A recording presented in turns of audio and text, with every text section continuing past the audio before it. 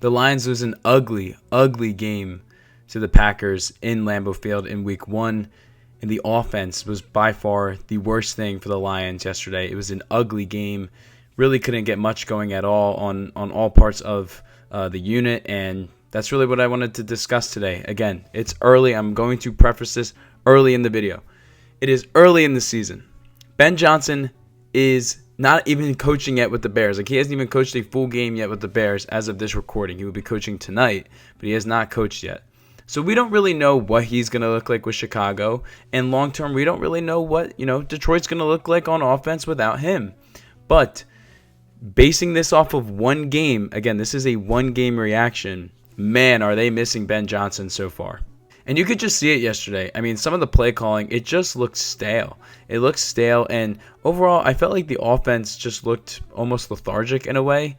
Maybe it was just due to Goff's ability or inability to get out of the pocket. But, man, he looked like a statue back there, which, again, is his game. I'm not asking him to be mobile, but, man, when you give up 4 sacks yesterday on the offensive line, and you have a quarterback back there that really cannot get out of those situations because he just doesn't have the speed, it's going to be a long day. And honestly, when you look back over the last couple of years, it's pretty shocking that they got this much out of Jared Goff in this system. Again, not saying Jared Goff is a bad quarterback at all, but when you look at the modern day NFL, you look at the quarterbacks that are dominating, Lamar Jackson, Josh Allen, Patrick Mahomes, Jalen Hurts, Jaden Daniels, really other than Joe Burrow, every one of those guys is able to sneak.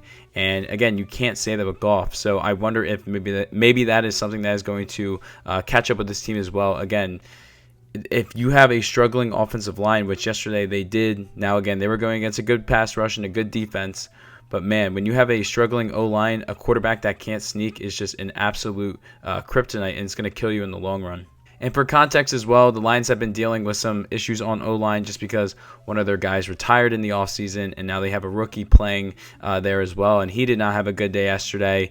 And again, it's just this lack of production with the O-line. And again, a lot of these things that they had to deal with were very, very short notice, so it's not like the Lions really had time to prep for this.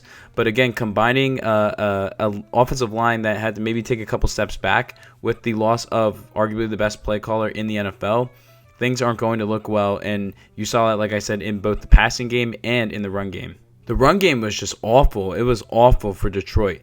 They only in total had 46 rushing yards.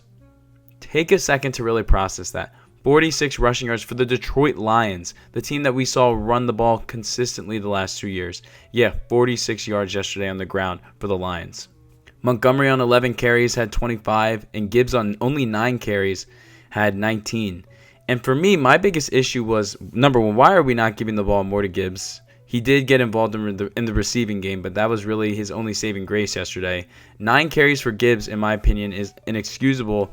And all due respect to Montgomery, I like Montgomery, but man, he should not be stealing more carries than Gibbs. Also, it just felt like, again, they were just trying to get him up the middle, which again is his game, but it just didn't feel like it was working yesterday. I don't know. I would have liked to see Gibbs way more involved in the running game, him being the guy that was primarily going to get those carries because, number one, he's just the better back. He's more versatile, and he has overall just better breakaway speed. He's just a better running back than Montgomery. And again, that's no slouch against Montgomery. He's a great back, but he's not an elite talent like Gibbs. And if I'm the Lions, you got to be getting your best player, at least at that position, the ball way more. And I think that was a crucial flaw yesterday in the Lions' game plan.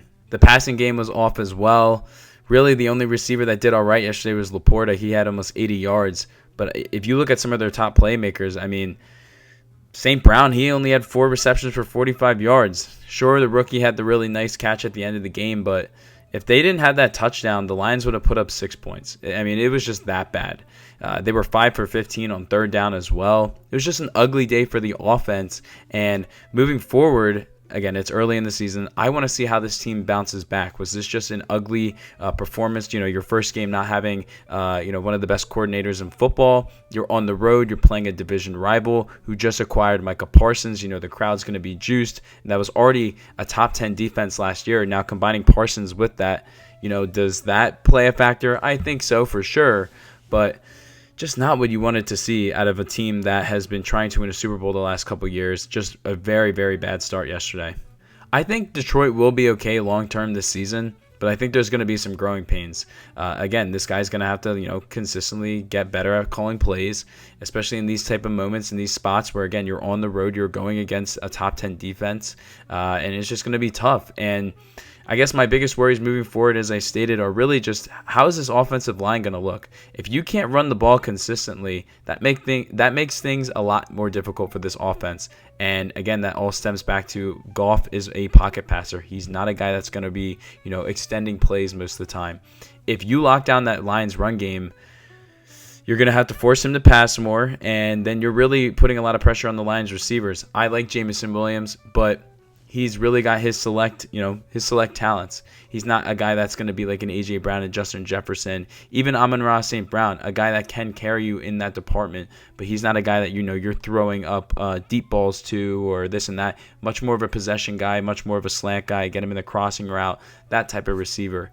And again, when the defense knows that you have to pass, also, with a deteriorated offensive line, I just think there could be some issues there. I still see Detroit winning and winning enough games and making it to the playoffs. I'm not writing them off by any means. Some people are. I'm not there yet. I still think they have a really good roster. They built in the culture. They still have Campbell, but at the same time, it did look really concerning. I mean, it did look ugly. There's no other way to say it. So moving forward, I really want to know, how is Detroit going to bounce back from this? Because again, the first game of this so far, at least, has been pretty ugly. Let me know what you think down below about the Lions' first performance on offense. Just was not good enough. What do they need to do better? If you like this video, feel free to give it a like. If you like my type of content, feel free to subscribe. And I will be continuing to make short-term content on TikTok as well. Check that out if you'd like in the description. Peace, guys.